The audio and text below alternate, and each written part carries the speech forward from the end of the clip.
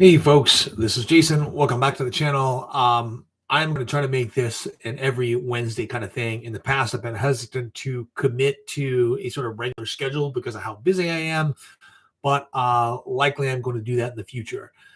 Once again, folks, I've started doing a live stream without any warning whatsoever, without letting anyone know what's going on. So I would appreciate it if you guys are out there and you can tell me if you're able to hear me. It looks like all of my equipment is working here, but also using sort of a different microphone setup. Want to make sure if the sound is coming across a little bit better. And yeah, anyway, so this is the Ask Me Anything the live stream. You can ask me anything financially related, economically related, related to electric vehicles, related to the economy, related to inflation, whatever it is you want to do. You guys go ahead and ask. Here to answer those. Anyway, wanted to start off by talking about a few things going on right now. If you guys noticed, SoFi stock took a little bit of a dive today.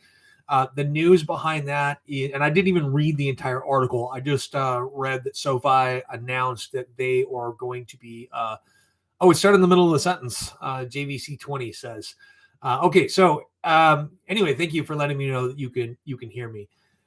So the issue is with SoFi is that they announced that they are issuing a convertible note out there, meaning they're issuing a bond. They're issuing debt that can be converted into shares of common stock if the common stock hits a certain strike price.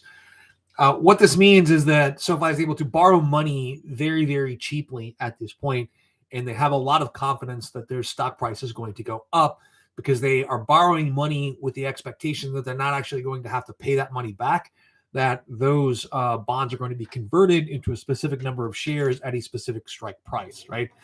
So convertible bonds went out of fashion for quite some time after the dot-com crash, and they were really brought back in a lot of ways by Tesla. Tesla did some frequent offerings of convertible debt beginning, I think, around the 2011 timeframe. And because of the incredible volatility in their stock, they were able to use that to borrow money to fund operations for the company without actually having to pay back the loans that was just converted into stock. So that did result in a little bit of so it did result in a little bit of dilution. But of course, if you're an investor in a high growth stock, you should be used to dilution at this point. Hi, Jason. Do you think the stadium is actually bringing them any revenue? So I've looked at this a couple of times in terms of, this is one of the things that I struggle to understand about all businesses in general, is the branding aspect. And part of it, I think my struggle is the fact that I'm so incredibly analytical that I miss a lot of the human element of this. And a lot of the so I'm kind of socially retarded in a lot of ways, guys. If you met me in person, you would wonder at some of the things that I say directly to people that sound kind of rude. It's because I'm a little bit, like I said, socially awkward. But in this case, when it comes to SoFi buying the naming rights to the stadium, they don't own the stadium. The stadium is still run by whatever municipality it's in, and they make all the money. They simply purchase the naming rights to the stadium, and they basically use it as an advertising platform. So businesses that have done this in the past have made incredible amounts of money that they attribute to buying naming rights for things like, so for example, there's a company that I know, and this is a kind of a weird example, but they started off as Kozen BJJ years ago, and it was like a clothing brand plus a jiu-jitsu tournament series that grew up in the Midwest, and it got pretty big over time. And then Fuji BJJ, which they bought the naming rights to that organization, so they don't actually own the competition series, but they bought the naming rights and the rights to sell all their apparel in that. And it's turned out to be a really lucrative way of getting into that market. And that's what SoFi is looking to do, is they're looking to get their products in front of millions of people who see SoFi Stadium on television, who go there and see the advertisements and that sort of thing. So that would be hard to quantify outside of an academic situation, but there's actually been plenty of research that's been done on this, and it shows that it is effective. And I'll be honest with you, this is some of that research that I struggle to understand because I don't understand the power of advertising and how it affects people psychologically sometimes. So, and the more you guys get to know me, the more you'll realize that there's some big holes in my intellectual abilities in that aspect. Meaning, if there's something to understand socially, I'm probably going to miss it. I'm simply not that perceptive.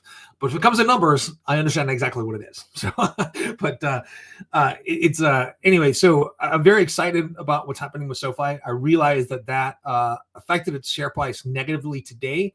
I don't think you're really going to have to worry about this in the long run. These dilution events are usually no more than between 1% and 3%. It's going to be far less than that. Like I said, I didn't read the entire article, but I would assume it's going to be far less than that in terms of SoFi's dilution. Extremely excited about now. A lot of the criticisms that I hear about the videos that I'm doing on SoFi are, how is SoFi going to compete against the Cash App? How are they going to compete against PayPal? They're going to get buried. It's not exactly how the competitive environment works in the financial industry. You could honestly say that about any of the players in the legacy financial industry right now. What advantage do they really have over all their competitors? And why should any small bank survive in the face of all these large competitors, right? You could say that the financial markets are extremely fractured because nobody actually likes the financial companies that they're with. Every financial company that you've ever been with probably has an approval rate of less than 33%. So anyway, thoughts on Palantir. Actually, Divya, I do have plenty of thoughts on Palantir. So I'm far less enthusiastic about Palantir than the rest of YouTube is. Number one, I think that so I worked for another company that was a government contractor for a long time, a company called SAIC, and I worked for them as a contractor. I wasn't an employee, but that's how you start there. Is you would work there as a contractor, and after a while, they would offer you a full-time position. And at the time I worked there, it was an employee-owned company, right? It was before they went public, and I think at that time they had increased profits every year for 40 years, essentially. So I ended up not taking that position, ended up moving on and working for another contractor kind of on the IT side. But I kept an eye on that company. And when they went public, I bought stock in the company. And to an extent, that has turned out to be a bit of a disappointment. And it took me a while to kind of figure out what had happened there. The leadership of the company had just felt that it was time to extract wealth. After being in business for so many years and building the company, they felt that it was time to extract wealth out of the company for some of the top shareholders. And in a lot of ways, I think that's what happened with Palantir. They spent 20 years building this company, building value, and they wanted to reward their employees. And I'm not pulling that assessment out of thin air. Alex Karp actually said that in an interview, that part of the timing for them going public was to reward longtime employees. Right. So I've had recently the chance to use Palantir's software to see how it works and to kind of look at the back end of that. And Karp said numerous times that one of the biggest reasons for the direct public offering was people to exit. Yeah. So that brings their motivations. It's not their motivations are brought to light and they're no longer really suspect. So that actually concerns me quite a bit. It has always concerned me quite a bit. But, SAIC is still around. The company's still making profits, but they didn't have increasing profits every quarter for, the next, at the point before they went public, they had increased every year forever. Right. So I had a chance to use Palantir software recently. And like I said, it doesn't do all of the back end things that I thought it was doing. It's really a visualization tools in a lot of ways, and helps you make connections. I think that it's going to have a lot more applications than we think it's going to have. And if you notice, it's included in the ARC Genomic Fund. Kathy Wood has that in there. And it's, like I said, it's a visualization tool. Hold on, guys. I think my live stream froze there for a second. He said it's a visualization tool, but a lot of the back-end data analytics is actually being done by third-party developers that have to be hired, right? So what is it that you're actually buying with Palantir? Is it a product or is it a service? So when I'm looking at it, it's definitely a product. It's a visualization tool. And a lot of what you need to understand from the visual presentations that it creates actually has to be programmed on your own. Now, you can hire Palantir to do that, or you can hire a third-party firm to do that. But it's far less capable than I thought it was. But I've looked at Splunk software too, and I'm not really all that pleased about with Splunk software. And I've looked at a couple of other of these firms, and I think that the issue right now is my expectations of what these companies were supposed to do are way too high. Like, I worked in data analytics back in the infancy, it wasn't the infancy of the industry, but it was basically in the infancy of the AI age. And this is almost like 15, 20 years ago, where we were still reinventing the wheel every time we were hired by a company to do a new product, do a new project. Palantir has taken a lot of that wheel reinvention out and helped you to sort of form those visualization pathways. So in that way, it's extremely valuable. But they have cultivated this air of mystery and cultivated this sort of cult of personality around Alex Karp and Peter Thiel that I think is to a degree unwarranted. And what I want to see is results. I want to see financial results. I want to see them grow their revenues, which they are doing. And I want to see them get closer to profitability. They've been in business for 20 years now, and they're not profitable. So that I find concerning. I want to see a little bit more. I know there's a lot of other YouTubers that are like, this is $1 trillion company. Look, I worked for they're a long way away from being $1 trillion company. I've worked for a lot of different government and military contractors over the years, and most of them don't reach that. I mean, very, very few companies have reached that $1 trillion level, but most of them don't reach the Lockheed level. Most of them don't reach the SAIC level. Most of them don't reach the Northrop Grumman level over time because of how their business is focused. And because of how much competition they have and how much they have in the way of political connection, right? So I think we're getting a sort of distorted and biased view of the reporting surrounding Palantir because of all the celebrity involvement there. So that is my main concern. So I've kind of dropped back my initial enthusiasm with that and sort of taking a harder look at the actual business they're doing. Like every time they sign a $40 million contract, the internet goes crazy, YouTube goes crazy, and the stock bumps up, 5-10% or so, and then it drops down every couple of weeks because they realize that a $40 million contract is only about 4% of their revenue annually. So, is it a good thing? Yes, but is it something that I'm going to be a little bit more cautious when it comes to Palantir? They have a lot of competition in this AI space. I wouldn't say no one, but only a few people are doing exactly what Palantir does. And none of them have the sort of celebrity star power behind their business, but that's not necessarily going to matter because of how government contracts are awarded. That's a whole separate video. I could do a whole channel just on stories of how corrupt government contracting is. So, and it's actually hilarious. Like if you think that we're any less corrupt than say like a Mexico or Brazil, you're wrong. You're absolutely wrong. In San Diego and San Diego and sort of the Northern Virginia, Washington, D.C. areas probably have the highest numbers of government contractors anywhere on the planet, or anywhere in the United States. And they're also the centers of corruption too. And like I said, I could do a whole channel on that. So, any thought? Ms. Karp says, any thoughts on penny stocks like CEI and FAMI that are moving like crazy? I tend not to cover a lot of penny stocks. There's a couple of reasons why.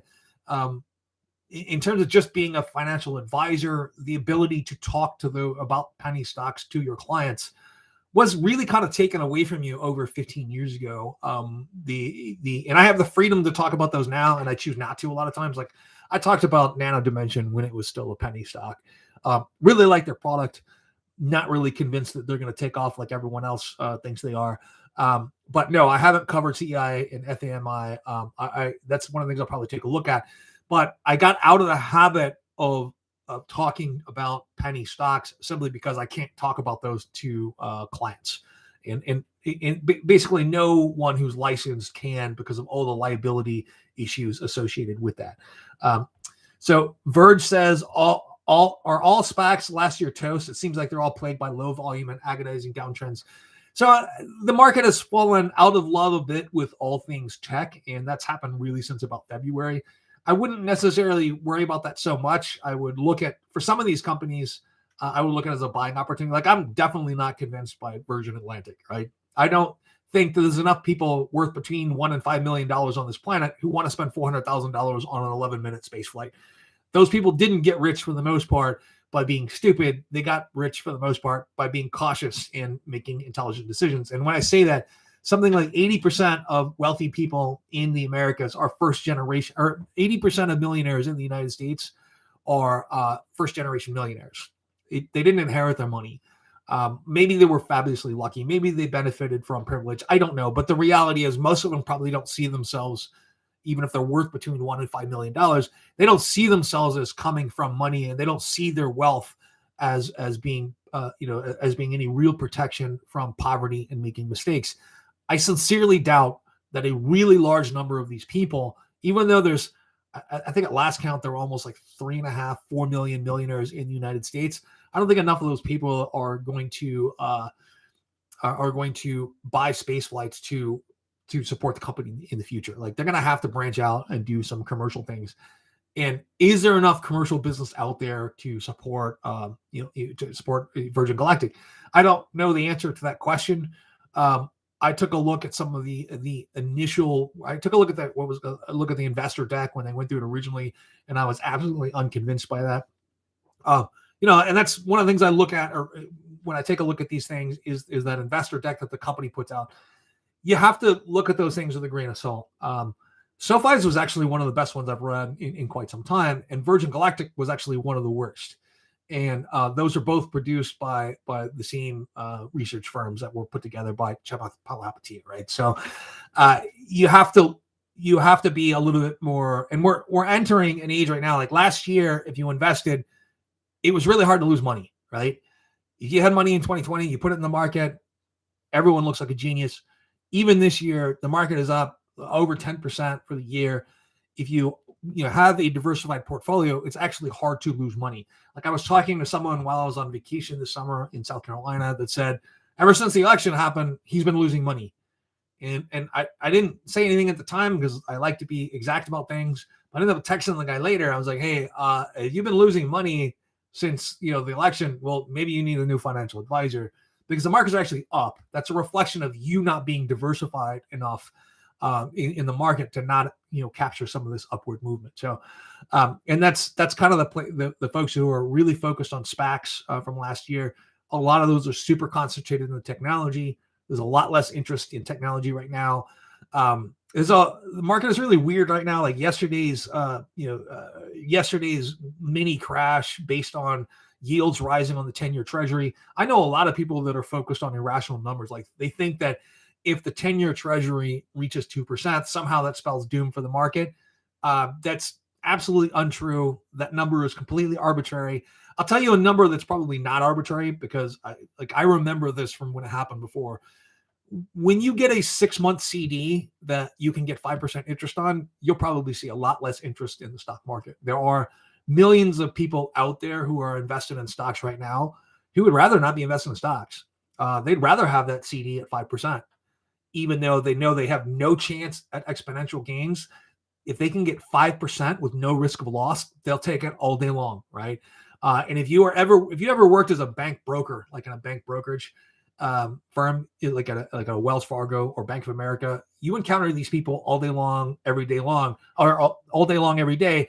They get sent to you as a referral. They sit down, they listen to what you have to say, and they're never going to move because they're happier being in a savings account with 1 or 2% interest, or being in a CD at 5% interest, or even owning a fixed annuity at 5% interest. Well, those rates are long gone. They've been gone for more than a decade now. And some of these people have been forced into dividend mutual funds and dividend ETFs. And if the market has a hiccup and declines a little bit, and they see short-term CD rates at 6 months or a year at 5%, you're going to start to see outflows into the market into fixed income again. I think that's going to be that's probably what's going to happen. But the 10-year treasury hitting 2%, I'm starting to see this chatter again on Reddit. Sometimes, guys, I'm a Reddit addict, and I probably shouldn't take I really shouldn't take a lot view a lot of that as reliable information, but I'm seeing the number 2% on Reddit pop up over and over and over again, like this is some sort of danger sign. And I just watched a great video on, and I can't remember who did it, but I watched a great video the other day on Wall Street bets and why people keep losing over and over and over. And the guy made some incredible points, but the due diligence of a lot of Redditors, let's just say that it's entirely lacking, right? So your Nifty has traded tens of billions of dollars and isn't anywhere near Jimmy AMC hype, and hedge funds are pumping this. All right. So, yeah. Okay. I don't know what you're talking about. So your thoughts on China and the energy shortage affecting output, short-term problems. So it's not just China where we're having an energy shortage. It's actually in England right now. They're having problems with fuel distribution. We're looking at spikes in prices right now with natural gas in all over Western Europe, and that's part of a supply issue.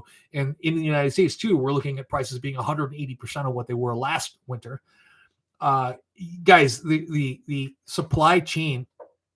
I don't know if you guys are students of history and you've ever heard of something called systems collapse theory. And so one of the this is kind of a history lesson. I don't know if you guys are interested in this or not, but back in the Bronze Age, around 1186 or 1187 ED or BC, every civilization along the Mediterranean basin, with the sole exception of the Egyptians, collapsed. Right? They basically every city from Hattusis in Turkey all the way down to Gaza was burnt over about 100-year period. And that area of the Mediterranean was severely depopulated, with evidence that up to 60% of the population died in the space of about 100 years. And the devastation was so complete that we can't actually find the bodies. There aren't a ton of mass graves. But one of the big explanations there is that little by little, one system or another that was integrated with another collapsed over time, and that caused economic collapse all over the place. So what we are seeing right now is sort of a mini version of that. We saw the supply chain get completely disrupted by COVID, and now demand has roared back. And a lot of people that worked in that supply chain were forced to go out and find other jobs in other industries, or they figured out they didn't like the job that they had in the prior industry, and employers have not changed their attitudes on how much they want to pay or how they want to treat these people who worked in these so-called essential jobs before, right? So we're seeing sort of a readjustment in the economy. I was reading somewhere that upwards of 70% of people in the United States are thinking about changing jobs sometime in the next 2 years, which in a lot of ways I think it is great. We haven't seen wage growth keep up with inflation for quite some time now here in the U.S. I don't know what that's necessarily like in Europe or anywhere else in the West, but we haven't seen that. It's time for labor to have a little bit more negotiating power. It's time for the labor market to have a little bit more, as a whole, to have a little bit more negotiating power when it comes to employers. So I'm actually kind of happy about that. But my thoughts on China and the energy shortage affecting output with short-term problems. I think we see those problems continue through the middle of 2022. The chip shortage is looking like it's going to last about 3 months longer than industry experts originally predicted. They were originally predicting that by about November of this year, the semiconductor shortage should have abated. It's now looking like they're predicting more like February, March of next year is when we're looking at things sort of calming down. And it also looks like we might be onshoring some of this business that we have moved offshore for a while. So let's see. Robert Brown says, do you think it's a good idea to continue buying advanced micro device? So yeah, AMD they're a solid blue chip company at this point. Their product is in demand, and I don't see that demand disappearing at any point. They invest a lot of money in R&D. Basically the chip companies trade dominance every once in a while, but no, I don't think it's a terrible idea to keep buying AMD. It depends on what you want out of the investment, but it's definitely not an exponential growth type of investment. That's more of a blue chip type investment that you keep for a lifetime. So any thoughts on Chinese regulation? I have NIO and I'm concerned that the stock is underperforming at a potential loss. I do like NIO, but I've not added to it. Actually, Pat, now would pretty much be the time to add to that, right? So there's a lot going on in China right now. In terms of crackdowns, there's actually more than one crackdown going on right now. There's a crackdown on celebrities in China, which is not something that we would do here. Actually, we do this. We just use social pressure to do it. They're using the government to do this. They're cracking down on the independence of celebrities there, which is a little bit concerning, a little bit odd, and a little bit weird from my perspective. But they're basically shaming celebrities into like being more patriotic and being more socially conscious and all that. We do the same things. It's just the mob doing it instead of the government. In terms of regulating the economy, remember that China, in a lot of ways, while they're a powerful economy, they're actually an undeveloped economy in a lot of ways. They don't have regulations that protect their own consumers, right? And between Baidu and Alibaba and Tencent, you rapidly had these technological fortified islands that were occurring all over China, and it was sort of fracturing markets and not giving people choice. Meaning, if you have a Huawei phone, you can only use Huawei's ecosystem. You can't even see links on your phone that link to websites that are owned by competitors outside of them. That's how bad it had gotten in China, and that's just one small example of that. But they're doing a lot of this to protect consumers. They're breaking. It looks like they're trying to break up the power of some of these super conglomerates. Like I don't know why this is the case, but all of the really big players in China that are traded here, as ADRs on U.S. exchanges, tend to be these conglomerates, like Tencent, where they own businesses and everything from producing grain to music to technology to video games. Like Tencent owns like 40% of Epic Games based in North Carolina. And they own just all kinds of unrelated businesses. And Japanese companies did this for a while, like Sony did this for a while, Sanyo did this for a while, and now they're sort of divesting themselves of some of these less profitable divisions, and people are snapping them up because they think that they can make them more profitable. And I think we're going to see sort of a refocusing of what's going on. So I know Kathy Wood was afraid that this would make China's economy less innovative. I think that the siloing of technologies and making it to where once someone's in your ecosystem, they can't leave your ecosystem as a client, I think that actually makes companies less competitive. They don't have to fight for your business. Like, this was one of the big problems with China's auto industry and why they initially started making vehicles. Yes, they were terrible, but they never improved, right?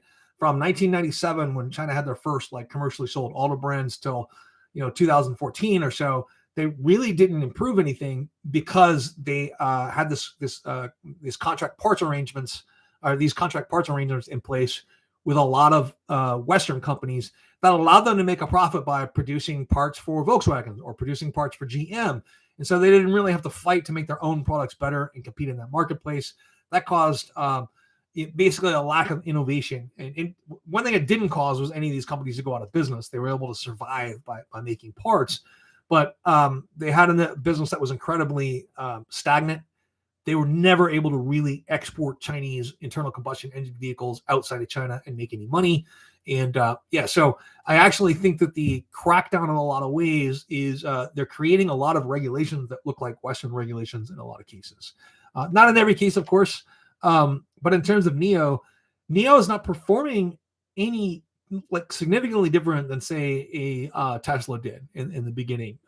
There's going to be long periods where that stock is underperforming. When you say underperforming, look at how many vehicles they sell, look at how many shares are outstanding, look at their revenues, and they're priced at like $35 a share. They're actually still overvalued by traditional metrics. Even if we look at price earnings growth metrics, they're still massively overvalued in that respect. So I'm patient. I've added a little bit more XPeng just because I own a lot of NIO already, but I've added a little bit more XPeng in this environment just because I think this is a good time to get this. But I'm not looking a year down the road. Like, in terms of like, I'm not even evaluating performance in NIO. Like, I've owned them since I think 2018, and I bought a lot more in 2020 and early 2020. But I'm not even evaluating them for another 4 or 5 years to see if they're underperforming or overperforming. There simply hasn't been enough time. And in terms of the environment being unstable, this is one of the best times to invest in China. Like, either the system's going to collapse and there's nothing you can do about it at all, or you're investing in a time when it's almost just as bad as it's going to get, right? The only thing, if we saw a general collapse in property prices there, I think we should see a pullback in property prices in China at this point. They're massively overbuilt. Like, if you look at like Evergrande, if they could literally, with the projects they have under construction right now, you can house 4 million people in there. That's basically a city the size of Houston that they're building right now, right? How much more housing do they need that's in the price range that people can afford there? That is my issue, right? So that's one of the things that I'm looking at when it comes to China. I think there's going to be sort of a scale back in enthusiasm from the Chinese government. I think they're going to end up creating a lot of liquidity here, but they're going to tighten up some credit regulations and not allow people to leverage so much. Like, if you look at how Evergrande was able to get away with being so over levered, it looks like that happens because of the popularity, the connections, the political clout of their leader. A lot like, say, someone like a Bernie Madoff who, well, I'm not saying that this leader is like a scam artist or anything. I'm just saying like a Bernie Madoff. Nobody looked into him because he was so well respected. For the longest time, people were like, well, I don't really understand Bernie's business model, but he's making money and he's so well respected and he was on the board of the NASDAQ. I think this is kind of the same case. The guy had so much in the way of political connection, people just were afraid to look into it. So let me see. Goldmine says, is it a good idea to buy SPY with my Roth IRA account since you can only contribute $6,000 a year, or should I buy an ETF that only costs 80? 80 per share. There's not enough information in there to really sort of like in that question to make a recommendation. But when it comes to S&P 500 ETFs or S&P 500 funds, and this was a test that was actually done on like industry professionals, right? They got together and said, these are 5 S&P 500. This is before ETFs. 5 S&P 500 index funds. Tell me which one to invest in. And surprisingly, most of the actual financial advisors got the answer incorrect. They were selecting them based on a criteria that didn't really matter. If every single one of those is supposed to be invested in the S&P 500 and they're supposed to mirror the S&P 500, then you simply go with the one that has the lowest fees, right? I mean, because their performance is ostensibly going to be exactly the same because they have the exact same holdings, and they're only buying or selling when the S&P moves something into the S&P 500 or takes something out of the S&P 500. So the only difference in those funds should be that management fee. And if you want to get the best one for your client or for yourself, then you buy the one with the lowest management fee. So yeah, in your particular question, Goldmine, there just isn't enough. But in my Roth IRA, so I've made that max contribution for a few years now. I've converted some of that in there. So I do have some individual stocks in there, but the majority of my holdings are in my Roth IRA or in ETF. So a lot of times when people blame GC says a lot of times when people blame the markets on politicians, I just let them rock and don't even get involved. Yeah. So the weird thing about markets is, a president or administration or Congress, they can't really do much to hurt or to help an economy. They really can't. Even policies they put in place generally take a long time to take root. But they can sure do a lot to hurt an economy, and they can do that pretty quickly. And if you look at what's happening right now with the debt ceiling being messed with, it's just ridiculous political posturing. It's actually going to cause people to lose money, and like real people to lose real money, like mom and pop, and not necessarily giant Wall Street firms.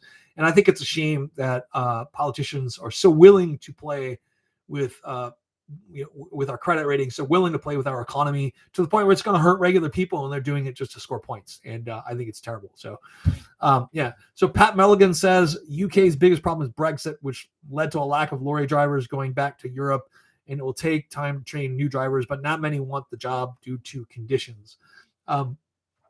I guess that was true. I don't know what percentage the lorry drivers in the UK were actually from, the continental Europe. But I assume that it would have been quite a few. I don't know what the conditions are like either, but I know some truck drivers here in the U.S. that make really, really good money, and some of them that really don't. And a lot of it depends on what you're willing to do as a driver. So I get the impression that the CCP is more socialist than communist. The CCP is neither one of those. It's a fascist government, and at this point, it almost exactly fits the government or the definition of fascism. You're not communist if you have stock markets. You're not communist if you have private ownership. You might be considered socialist if you have private ownership. But communism, but the Chinese government now, they do own, like, what part of that definition is like owning the means of exchange. So you're a little bit more right in that respect, though. They do tend to take ownership in quite a few companies, but now they do it indirectly. They let regional governments do that. So I don't know if orders are being GC says, are you almost done with the Upstart vid? I don't know if I agreed to do an Upstart vid. Actually, I'm going to do an Upstart vid. So it was a good way of using psychology to get me back on the track of doing that, GC. Thank you. So have you ever thought about getting into VC? So I actually have a business development company, Gary, where we go out and we fund smaller businesses outside of technology and outside of things that can be replaced by automation. So, for example, I'll probably be funding a CrossFit place relatively soon, because there's certain, number one, it's a very so there's a CrossFit specific culture where people who do CrossFit basically are evangelists for your academy. A lot of these businesses survived one of the worst periods ever. They survived COVID because people were willing to pay to keep these businesses open so they would have a place to when they came back, right? So there's an element there that is economy proof, or or that's economy proof, that I find really appealing. But I have a company with 4 or 5 other partners, and we fund businesses to help them expand and to help them move on to that next level. And like I said, that is something that is outside of technology. And it's lower overall return per investment, but a higher percentage of success. Meaning that if I were to invest in 10 technology companies at the VC stage, I would expect 9 of those to fail and one of them to make me, $10 million or something, right, on $1 million investment. With these companies, I'm putting in $100,000 and I'm probably making a 15 to 50% return annually, and with a lot less risk, meaning 1 out of 5 of these is going to fail because these are businesses that I know really well and I've been in for a long time, right?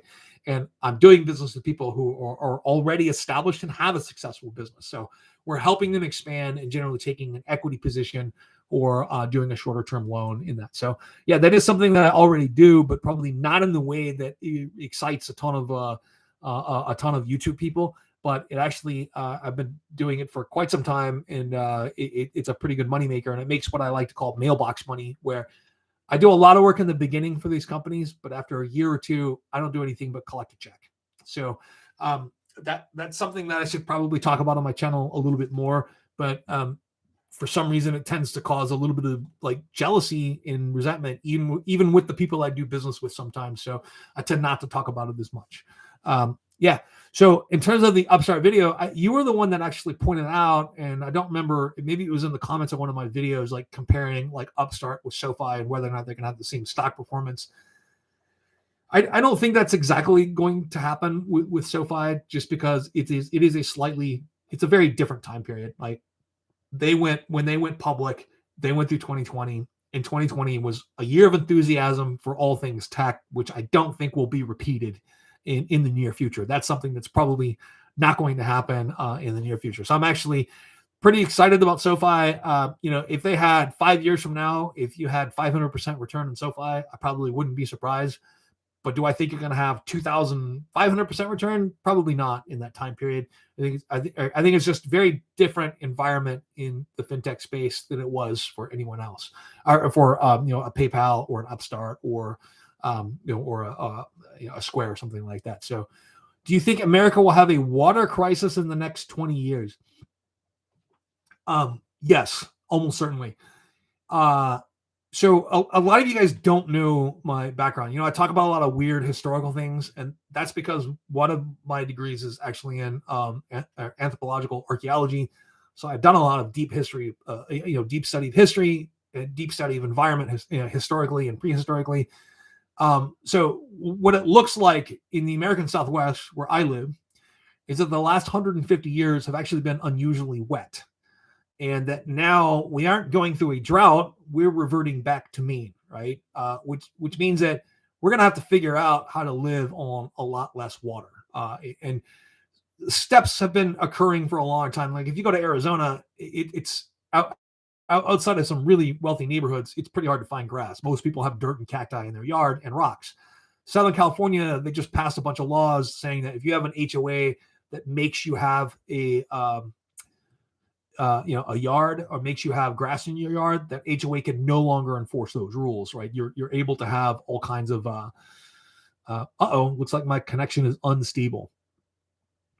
Anyway, it makes those rules with an HOA saying that you have to have grass. You can no longer enforce those rules. So governments all across the Southwest are sort of already making those adjustments to help people out and to adjust to a drier future. And I think that's going to happen. I think there's going to be possibly some economic interruption. I think the Southwest is probably going to lose some businesses. But I don't know. It remains to be seen what's happening. So, but I do think, at least in the American Southwest, there is going to be some degree of water crisis in the next 20 years.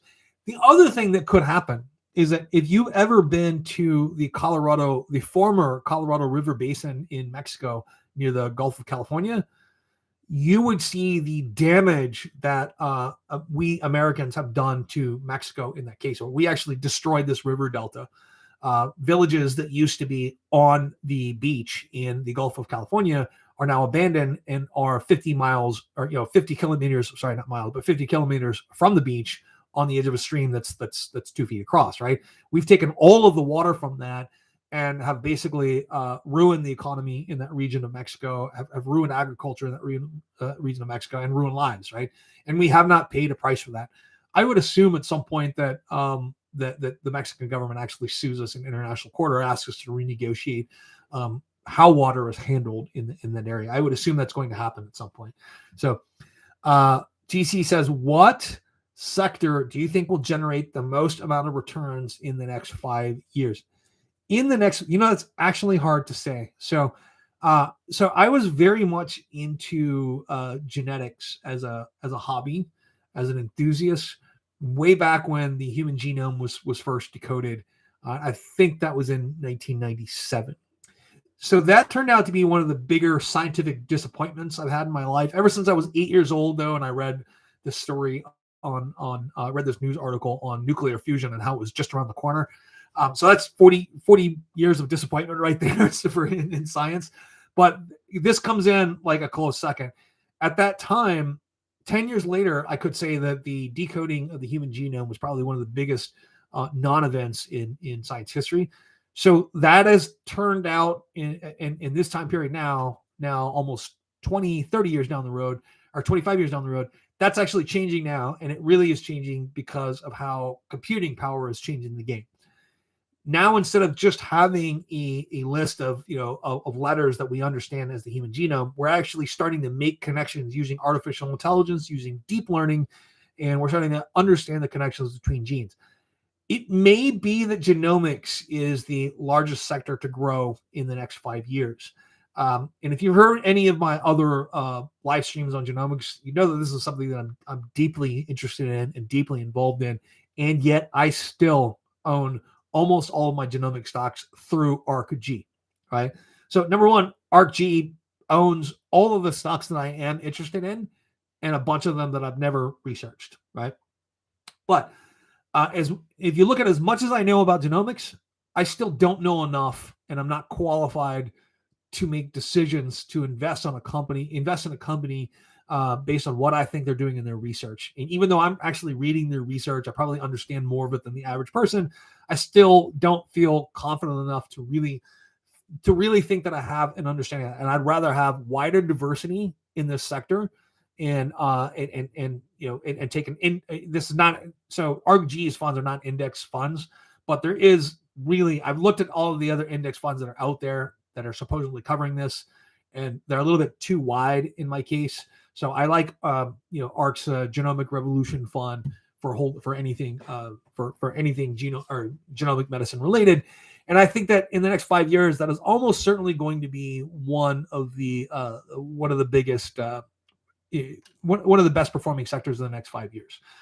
We're already looking at tumor specific treatments, gene therapy for tumor specific treatments, meaning they're looking at a specific mutation and a specific and a group of genes, and they're able to figure out the way they interact and create a tailored gene therapy for you. Those are already in place.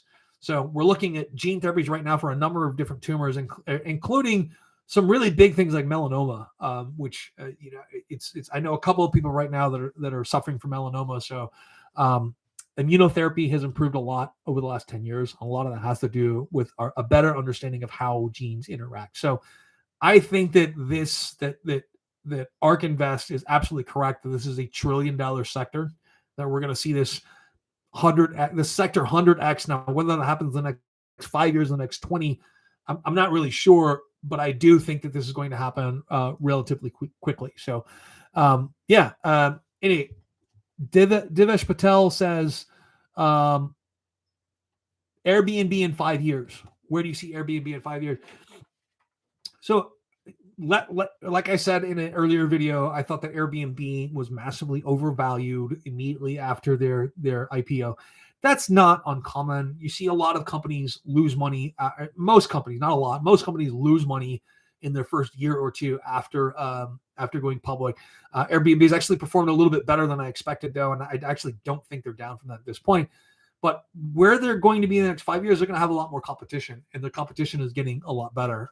Look at all of the, and for the life of me, I just can't remember the name of their competitors right now. Like Kayak is the only one that comes to mind. But there are a number of others that are developing sort of their own ecosystems where you can go on vacation, rent a house, rent a car, rent a jet ski, rent a boat, get on a fishing trip all through their app. And I think there's gonna be a lot of competitors in the future. I do think that Airbnb has that leg up on their competition right now because of name recognition. But remember, tastes like this change over time. Brand recognition changes over time as new generations come into money. And right now, I think that millennials are powering Airbnb, and their economic relevance is right now. Millennials are the name of the game when it comes to investing in economic power. Right, folks that are basically under the age of 45 to roughly 30 or so are powering the economy right now.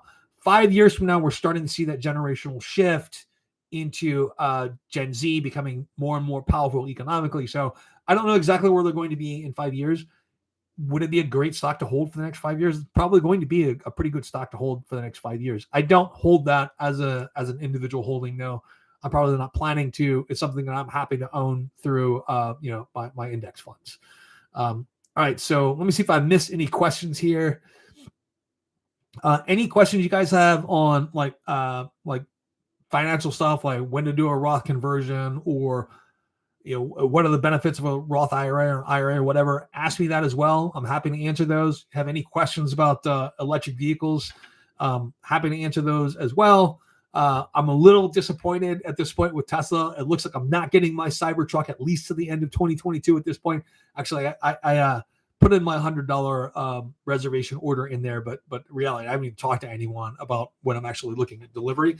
But I am looking forward to getting a Cybertruck. I actually think it's ugly as sin, but I don't really care what the car looks like that I drive.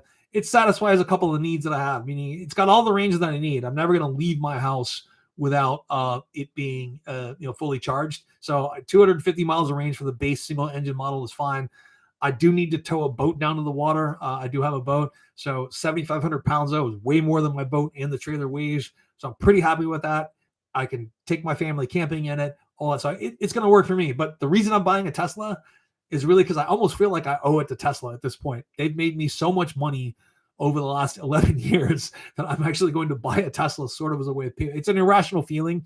But yeah, at this time, probably next year, I'm going to need a new car. I'm looking at getting a Tesla Cybertruck. So so what are my thoughts on the Tesla AI robot? So it's a little early to think about kind of what I'm looking at here are the economic implications of this down the road. Like, what kinds of jobs is this AI robot going to fill in the future? And I think that it was a very splashy thing to do. I think it was an impressive thing to do. I think it was ultimately a little bit gimmicky, but look behind the gimmick to see what they're looking at in the future. And I think you'll see that this is sort of an untapped area that Tesla's able to look into. They're very far down the road, development wise, when we're looking at machine learning, deep learning, and AI, which are all separate things with slightly separate definitions, but they're pretty far down the road. And this is really just a demonstration project for that. So I think that Tesla may actually be the sort of beating heart of re-onshoring manufacturing here in the US, meaning that 10 years from now, Tesla may be producing the machines that produce the machines for lots of other companies. And that's going to make them look a lot more like a Solar Turbines, make them look a lot more like a Lockheed Martin than simply an automaker in a couple of years. And so I think that's actually could be a lot more exciting than people are thinking about, right? You're looking at the gimmick and you're impressed by the gimmick. I'm looking at them producing manufacturing robots 10, 15 years from now and doing it for all of the manufacturing that's moving back here to the US because we rehomed and redesigned our supply lines. So,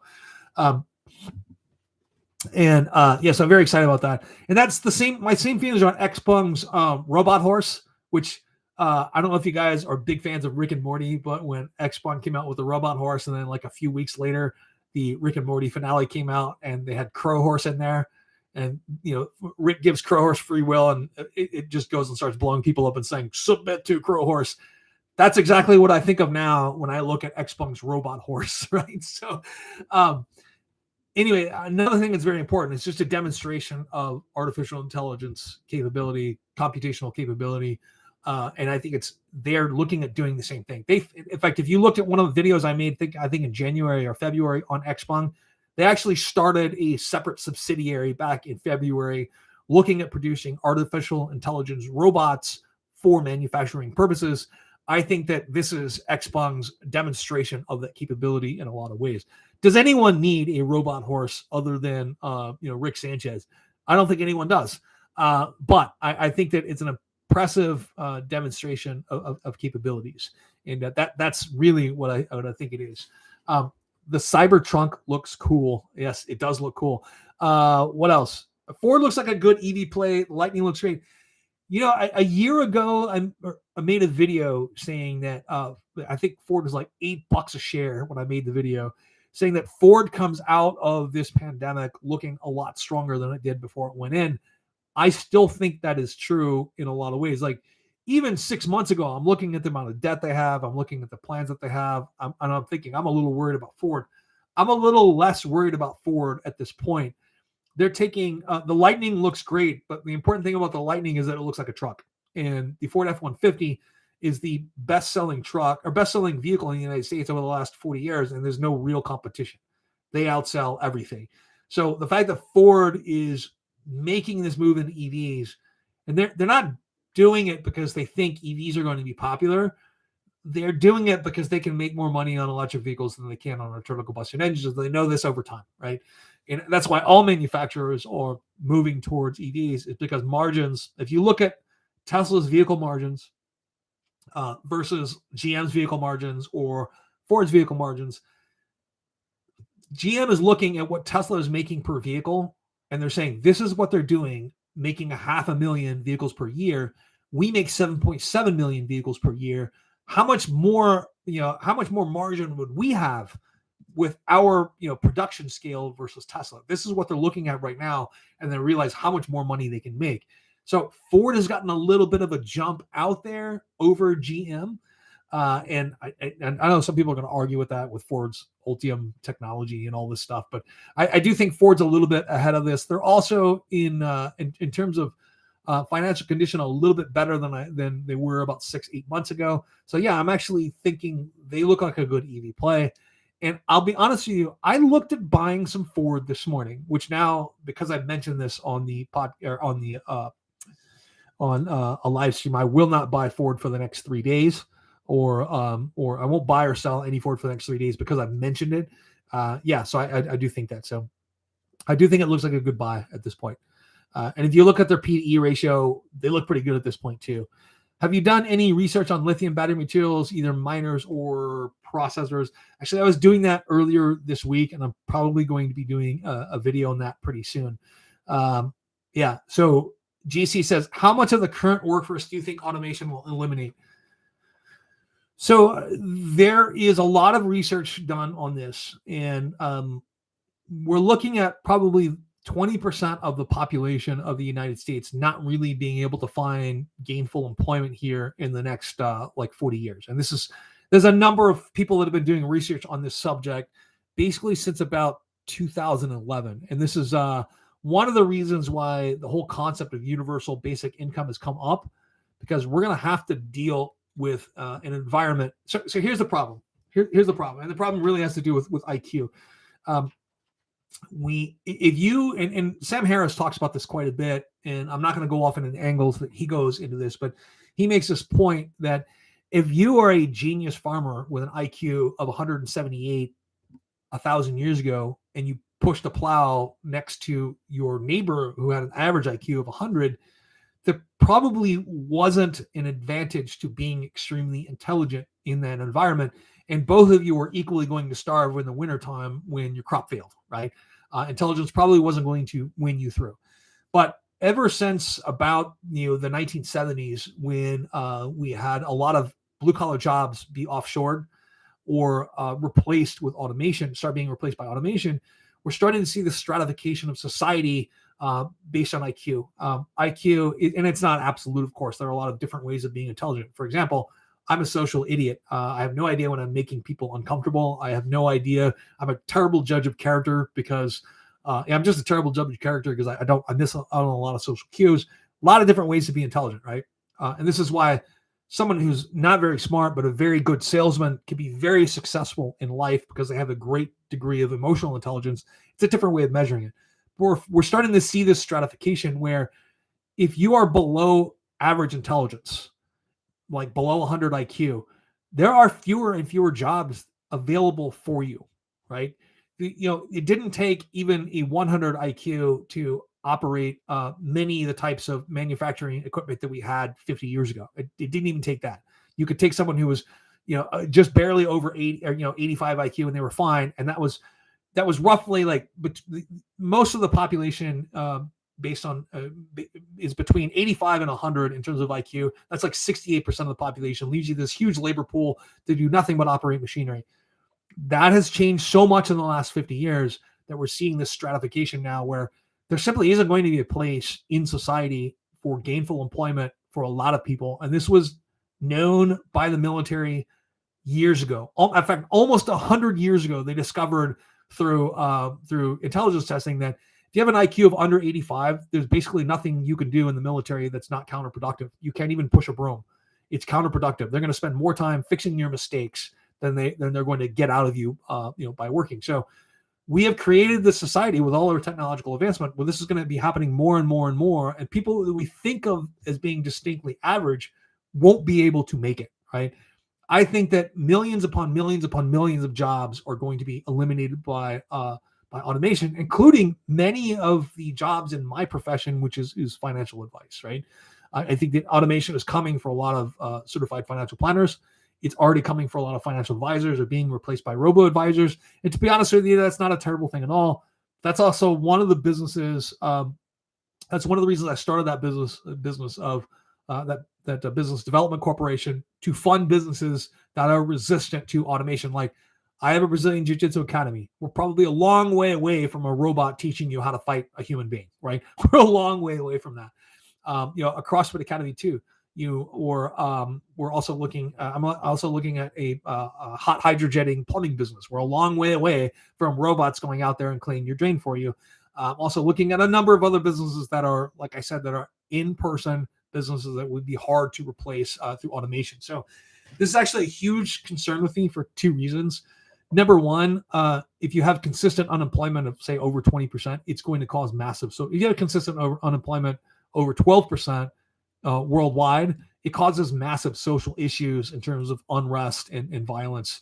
And it's also, like I said, causing the stratification of society in a lot of ways, meaning that it's only people in high intelligence who are able to earn a living, and a lot of other people are on government assistance already. I don't know if you knew that or not, but last year, 61% of Americans actually had either paid no income tax or had negative income tax, meaning that only 39% of people in the United States last year paid taxes, and most people actually got more money back than they paid into the system.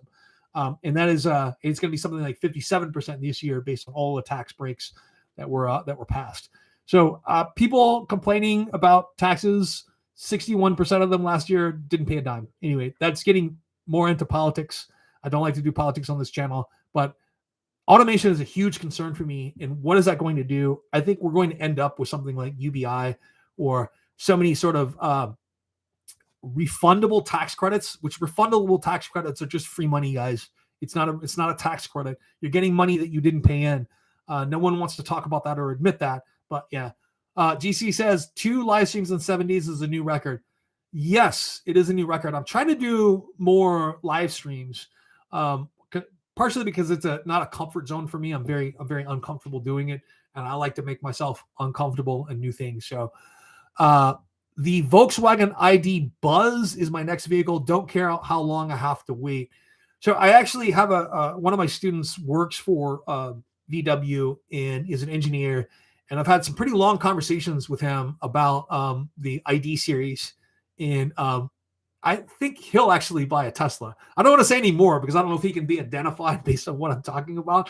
But I think if he had a choice, he would actually buy a Tesla based on the technology that's out there, Pat. So I think that's pretty interesting.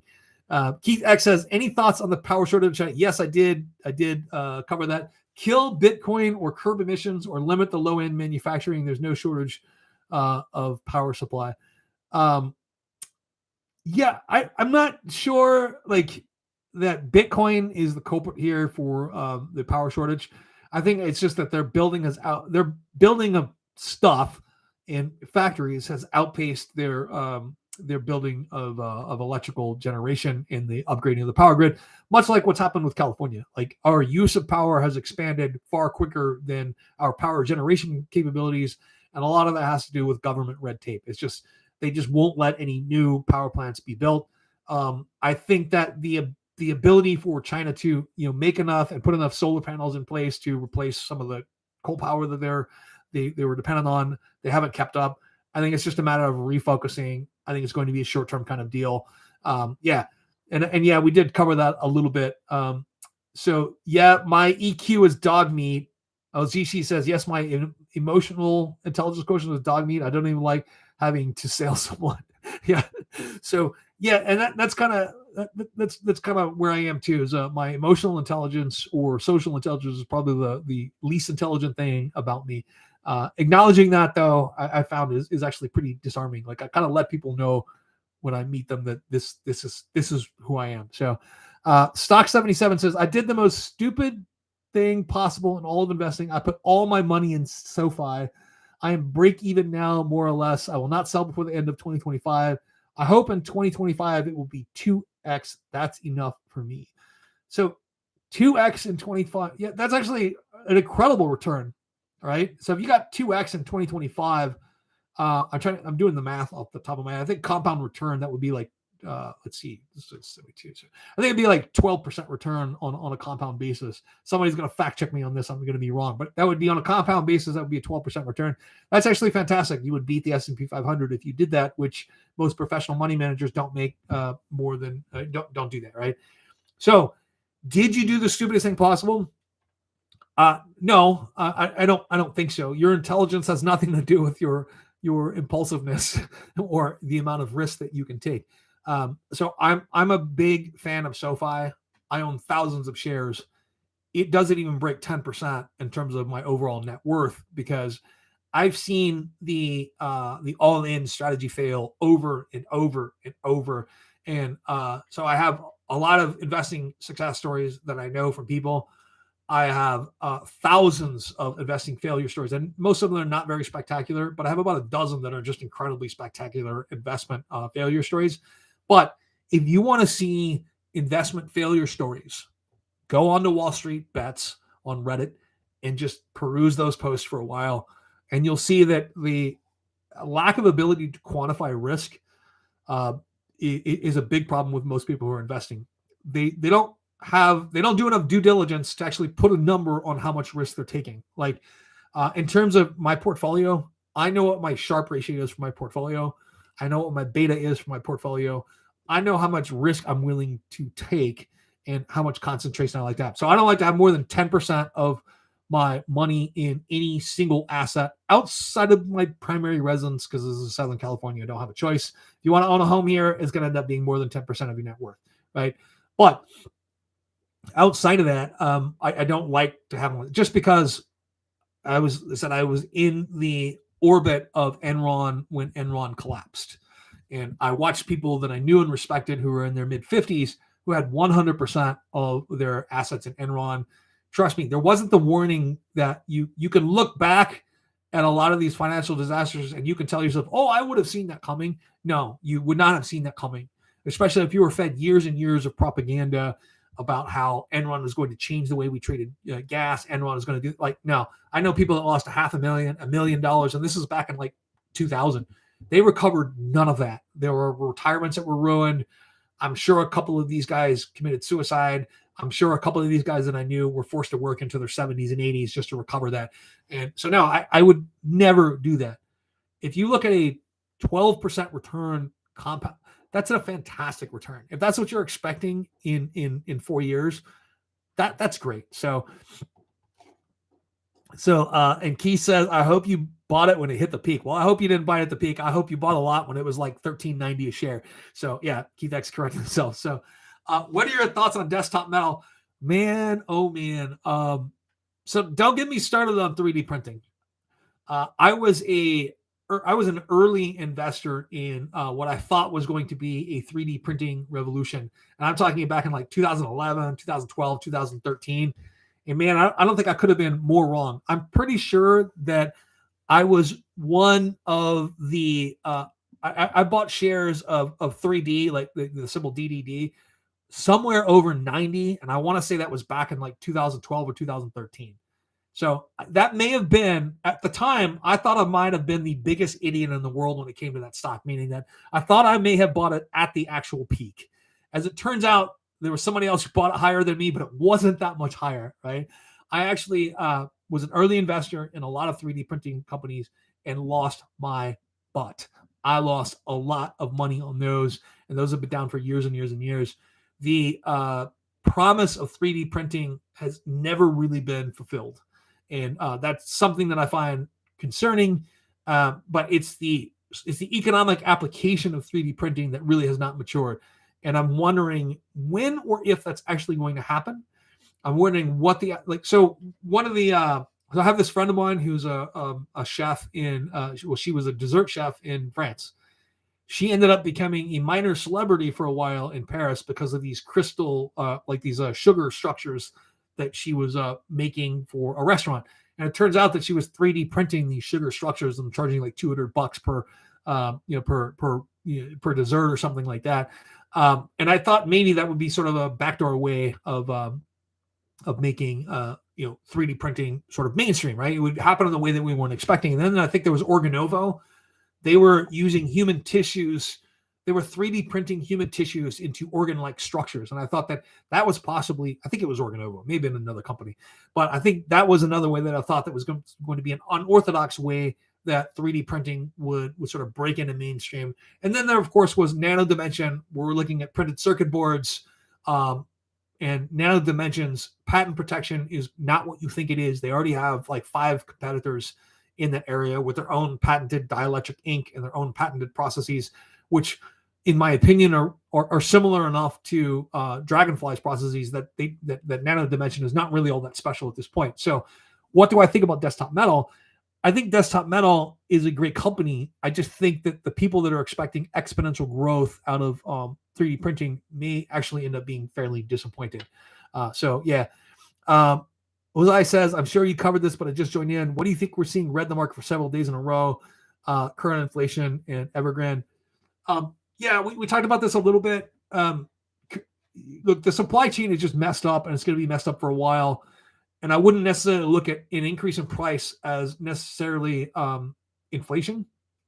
I would look at it, like I said, as a temporary disruption it's a supply shock, basically. If you look at what happened in the 1970s, a lot of what happened in the 1970s was supply shock. It was either artificial manipulation or accidental political or conflict manipulation of supplies, which caused a bunch of spikes in prices. And it eventually took the intervention of the Federal Reserve in a really radical way to calm that down. I mean, they jacked up short-term interest rates to something like 18% and literally like burned physical dollars, like burned physical dollars to take them out of circulation. And this is not a repeat of what happened then, but it rhymes. That's one of the things you say in history. History doesn't repeat, but it often rhymes. This is one of the cases. Something else was happening that time period. A lot of foreign governments actually had physical dollars that were stored in sovereign wealth funds, and that was causing a huge problem. They were tying their currency to ours, and we still had this. I mean, we had just come off the gold standard, so that was one of the things that was happening back then. That's not happening now. This is something that's entirely different. And but I think we're seeing a lot of red in the market over the last couple of days because of our access to information. We have 24-hour access to information, no matter how significant or insignificant it is. What's going on with Evergrande is extremely significant.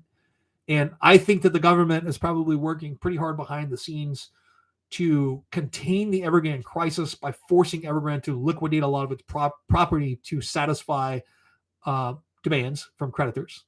We already know that a week ago on Saturday, they sent out a notice to anyone who's invested in Evergrande's investment products that they can take apartments, parking lots, raw land, whatever it is, in lieu of taking cash payments for interest payments or bond payments on principals.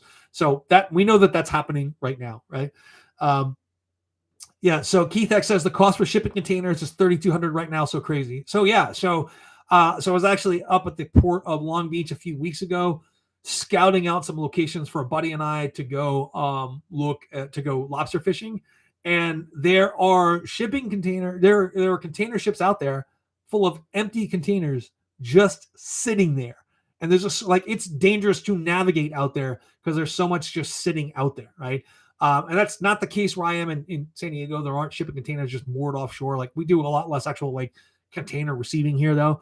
But at the Port of Long Beach, I was actually surprised. I don't know if that was if that's been that way for a while. I don't know if it's cleared up. Because like I said, this is a few weeks ago, and I was scouting out an area for lobster fishing. But I was impressed that, and you can tell when the ship is laden and when it's not because of how high it is out of the water. These ships were empty, and they had empty containers all over them. So so that's, like I said, there's more going on there than simple inflation. If we were in an inflationary period, those ships would be moving and not sitting outside of the harbor, and they would all be filled, right? So a lot more going on there than we possibly realize. So Divyesh Patel says long-term stock. So my favorite long-term stock I don't know if I've talked about this for a while. My favorite long-term stock that I no longer see as sort of a high growth stock, which this is going to maybe shock a lot of people.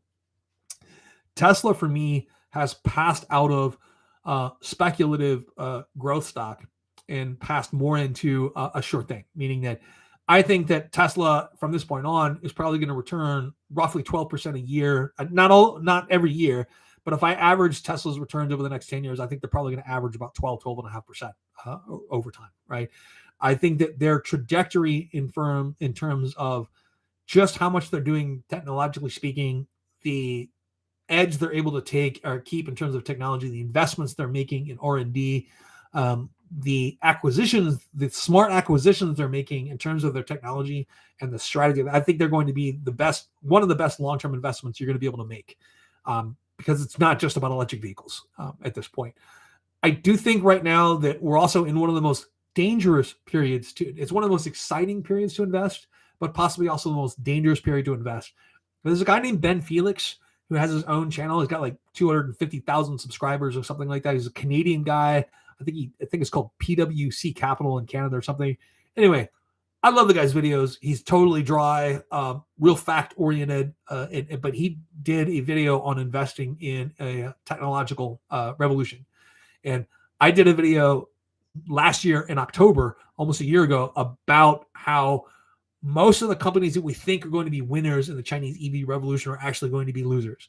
If you look at the period, the industrial revolution we had surrounding the automobile here in the United States, between 1880 and 1940, there were roughly 1,600 auto companies that were founded. Only one of those survives today, and that is Ford, because GM actually went out of business in 2009, and GM today is actually a new company, just has some of the old assets, right?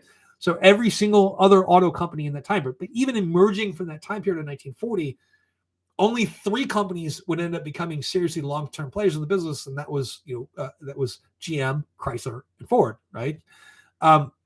A technological revolution is a giant winnowing process. I mean, lots of companies are going to fail. They're going to be acquired for pennies on the dollar, or they're simply not going to perform in the way that we envision them performing. And I think that a lot of people would probably be better off owning this in the index fund space or the ETF space. I think that a lot of people are going to get burned on individual stocks because their holdings are not going to be diversified enough. And I can't say that enough. I know there's a lot of YouTubers out there that are laughing at diversity. I'm telling you, you're only doing that because of what happened in 2020, right? You couldn't lose in 2020. If you lost money in 2020, you had to be extremely unlucky or extremely bad at investing because everything was up. In the future, I don't think that is going to that is going to keep going. It's not going this year, of course. Market has performed very differently. We're having a broad. The market has actually done really well. We're up 10-12% for the year so far. In any normal time period, that would be considered a really good return for the year. But yet, there's this huge sort of feeling of uncertainty in the market right now that I think is completely unwarranted. Me, with my sort of deeper history in investing and deeper history in financial advice, I look at this as a good year so far, right? A really good year so far. So long-term stock, I don't know that I would. And first of all, it's hard for me to recommend a long-term stock over a live stream and do it in a way that's really responsible. And for a couple of different reasons, like I said about the technological revolution, I think now is one of the better times to actually be more diversified. And I think that I would be weighted in automation and in genomics, the two places I'm going to be overweighted in. So I do own some of ARK's automation fund, but I actually own a lot of like AI stocks as well. But I'm trying to get more diversified over time and even own things that I'm maybe not all that comfortable with because so basically I want to have enough to where I'm essentially my own ETF at this time. So let me see, can market makers like Citadel legally short a stock like AMC and GME without borrowing to maintain a fair and orderly market? How is that possible? Can you explain how that works? Actually, I'm not sure that I can explain shorting at that level. So I wasn't aware that a market maker could short. So I'm not going to comment on that right now until I get a little bit more knowledge on that subject. I'm not sure that they can. So I've got a series, or at least I had a series 24. Actually, I don't know if that's still active or not. But I had a series 24 too as a principal, so I should be more familiar with all of these regulations. Let me look into that, and maybe I'll talk about it in the video, or maybe I'll address that in the next live stream. Coops Rolling says, yo. Actually, Coops Rolling is one of the students at my Jiu-Jitsu Academy. He has his own Jiu-Jitsu channel. A lot of that is filmed at my academy, and he is looking to get over 1,000 subscribers. He just hit 500, I think, this morning. He's looking to get over 1,000 subscribers. Even if you guys aren't interested in jiu-jitsu, it would be really cool if you guys went and subscribed to his channel to just kind of help him get over. He's well over that 4,000 watch hours already, but he needs 1,000 subscribers in order to be monetized, and that would be super cool. So GC says, well, I have a deadline on this JS project, so I'm out. Thanks for the stream.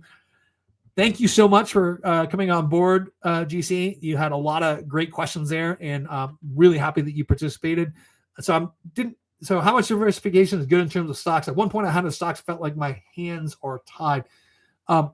So there's a lot of research that's been done on this subject as well. Back when Harry Markowitz did the original research, he stated that you could probably have a diversified portfolio with about 15 stocks. So we had a lot fewer sectors in that time period to invest in. There were a lot of things that didn't exist that exist now in that time period. So maybe it's a little bit more, but you could probably have a well-diversified portfolio with 25 stocks or around that number. And this is research that I've done before on my own, where I figured that you could probably have a diversified portfolio with 25 stocks. However, the idea of diversification doesn't simply mean owning 25 different companies.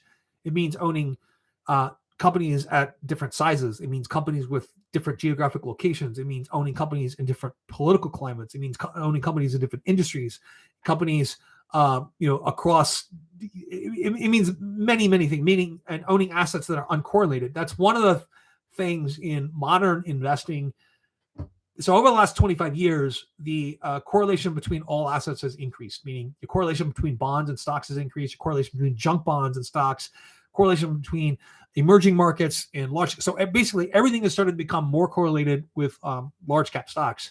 So it's actually become a lot harder to become diversified, and a lot of people don't realize that. And when I look at a portfolio, say looking at like using Morningstar's tool or using our own tools here with the company that I work with, and people tell me, "Oh, I've got a diversified portfolio," I'm like, if I look at it and their portfolio is correlated at 90%, you are not diversified, meaning that if large cap stocks go down, your other portfolio is correlated. The other parts of your portfolio are correlated to that to up to 90%. It means you are not diversified. This is a conversation that's actually really hard to have with potential clients. It's something that they're really, really resistant to. And because I'm socially awkward and I say things all the time that are true, but make me sound like a jerk, this is one of the things that I have difficulty, expressing to people, is that you have this portfolio of stocks. You've done really, really well for the last couple of years, but the first time we have an economic shock of any sort, you're going to feel it more than your neighbor does. You're going to feel it more than your friends do. And that feeling in the pit of your stomach is probably going to last longer than it does for anyone else because you're horribly undiversified, right? So if you have never used Morningstar's portfolio tools, I would sign up for a month or two, right? I think you can sign up for like $20 a month or something. Do it for a month or two. Run a illustration on your portfolio with all of your positions. Look at things like your beta. Look at things like your Sharpe ratio. Look at things like, to what degree are your assets in your portfolio correlated. And I think you're going to be really surprised with how undiversified you are. I think that's, I think that's the case. Because even with my individual stocks, the individual stocks in my portfolio tend to make up about 30% of my portfolio. It's almost all technology stocks, with a few legacy things left over from when I worked in the oil industry, which I've been slowly divesting myself of all oil stocks over the last 2.5, 3 years. For one major reason, it has nothing to do with how green I am. It has to do with where I think long-term growth is going to occur. I don't think that long-term exponential growth is going to occur in the oil industry. I think it's going to occur outside of that. I think we've finally seen peak oil. Once we saw price parity between, internal combustion engines and battery electric vehicles, I think that was pretty much over for the oil industry in terms of production, meaning that it may go up for another year, maybe 5 years, but after that, we're going to see declining production until we get to, I think that 20 years from now, the oil industry will be producing 30 to 40% of what it is today. And most of that is going to be not related to transportation, since roughly 50% of world consumption of oil is light passenger vehicles, right? Roughly 15% of that is air travel. Maybe that doesn't go away. Anywhere from 12 to 15% is air travel. Anyway, from 5 to 7% is maritime shipping. So I bet that maritime shipping mostly goes away, right? I would say that may be the surest avenue for hydrogen vehicles, is probably in maritime shipping, because you don't have to build quite as much infrastructure. We know where ships refuel. We know where ships dock, that sort of thing. If you're trying to build out a hydrogen infrastructure in the United States, like if you look at the natural gas infrastructure in terms of like liquid natural gas for vehicles, there's only about 780 stations across the United States. That still represents hundreds of billions of dollars of infrastructure to get those there. You can't reuse that infrastructure of compressed natural gas or liquid natural gas for hydrogen. It's just a very different molecule. You'd have to produce something out of thin air to do that. You're looking at investing in hundreds of billions, if not trillions of dollars in infrastructure to do that. It's not going to happen in hydrogen for passenger vehicles, except perhaps in limited areas. But I think there's a good chance of that happening in maritime shipping, a really good chance of that happening. Plus, I think that a lot of port cities are probably going to mandate zero emission shipping at some point. I don't know if you've ever seen a ship leaving port and burning bunker fuel, but it's not pleasant. So have you looked at owning any emerging companies? So a little disclosure here. I bought a little bit of Baidu. I bought 50 shares of I bought 50 shares of Baidu 3 days ago or 2 days ago. So normally when I mention a stock on the show, I don't buy it 3 days before or 3 days after. But if I'm going to talk about it, I should mention that I did buy some Baidu. Mostly I bought Baidu because of their AI capabilities. And I see this as a long-term investment and it's declined since I bought it, but I see it as a long-term investment. and meaning that I'm probably not going to dispose of these shares for another 5 to 7 years. This is definitely not like a short-term thing for me. I am worried a little bit about the regulatory crackdown with Baidu. But to me, in this case, this volatility is just because I've been invested in China for a long time. The volatility to me is just business as usual. It's going to happen. It's going to keep happening. See, is crypto a viable long-term hold? I go back and forth on crypto and whether or not it's going to be a viable long-term hold. I think that as a store of value that offers a degree of anonymity, I think that some of it's going to be around, but there are thousands. There's only 160 different sovereign currencies. There are thousands and thousands of cryptocurrencies at this point. I think that number is eventually going to get whittled down to 3 or 4 really important ones, and the rest of them are just going to be they're not going to be important at all. But as a store of value and as a means of I'm more excited by use cases of cryptocurrency right now than I am by the movements in price of cryptocurrency. I own some, and I don't look at my Coinbase account very much because it's so volatile, it's so up and down in value that I just don't want to pay attention to it because it would make me nervous. So I just don't look at it, right? But I've invested very little, and it's worth a lot, right? But it'll go up to like high 5 digits and then back down to like $30,000 in a matter of days. So it's not something that I can look at over time.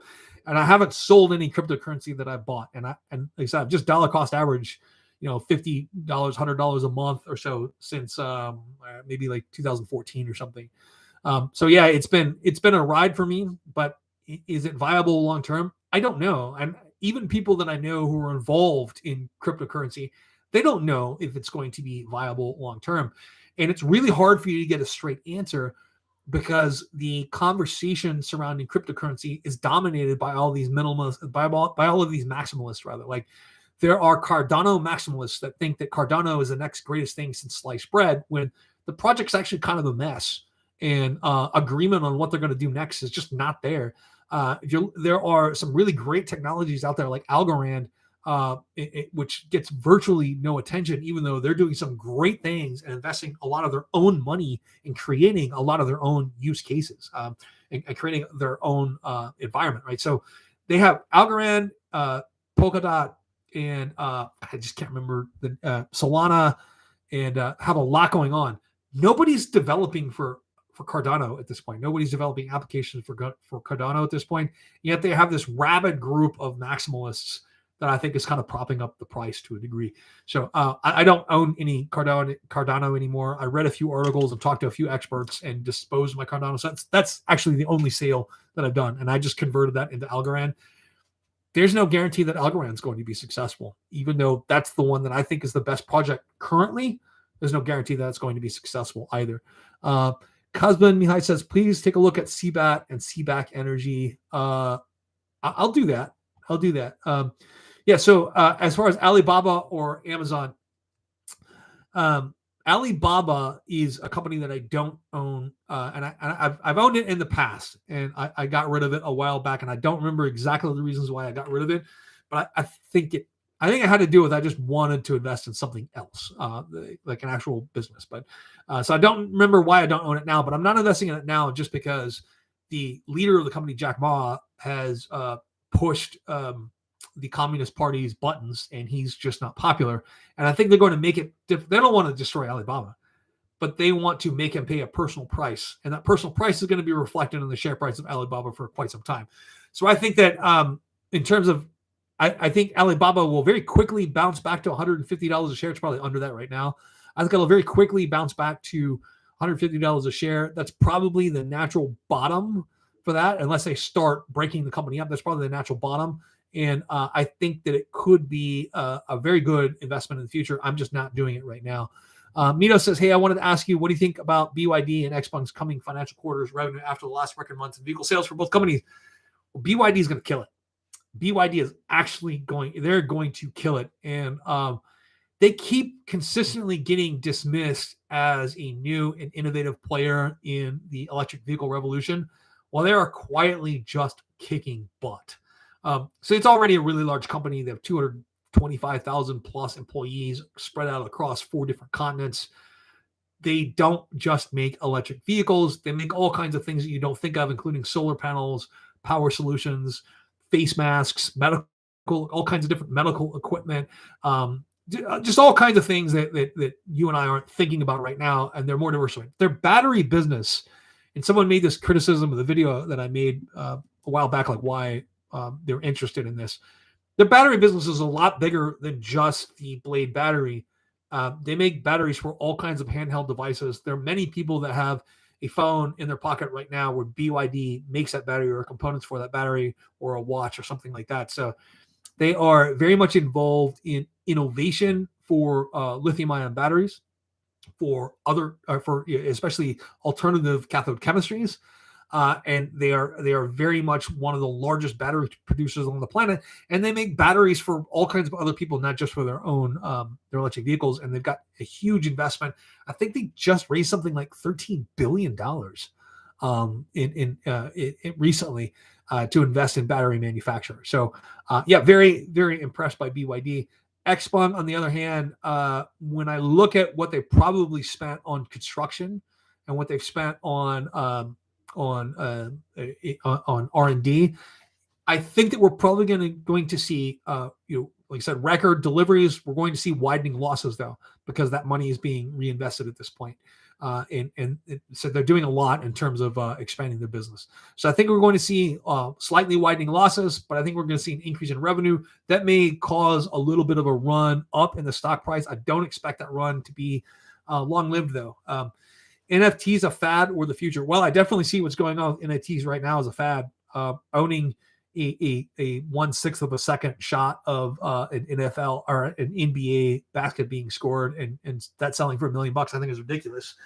I think a lot of people are cashing in right now on what is essentially another Dutch tulips type situation. If you guys don't know about the Dutch tulip craze of the 1600s, you should read about that. It's actually fascinating. I think in a lot of ways that is going on. That's what's going on right now with NFTs. But having said that, it does have a future. It's one of the ways of guaranteeing uniqueness of things and a way of enforcing intellectual property rights on things where you weren't able to really enforce that in the past. So I do think that it could end up being very, very important in the future. The most important question of the day: have you ever tried Dutch Bros? No, I don't even know what Dutch Bros is. So that's what the White Wolf says. Less important opinion: the top 3 blue chip coins seem to be Bitcoin, Ethereum, and Solana. I would agree with that statement at this point. I would agree with that statement at this point.